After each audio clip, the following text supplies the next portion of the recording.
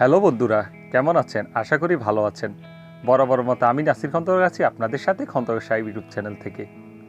বন্ধুরা, আপনারা হয়তো খেয়াল করেছেন, ফেসবুকে অনেকে টি শার্টের মধ্যে তার প্রোফাইল স্ক্রিনশট এডিট করে আপলোড দিচ্ছেন। বন্ধুরা, কিভাবে এরকম ছবি এডিট করা যায় তাই এখন দেখাবো। চলুন শুরু করি।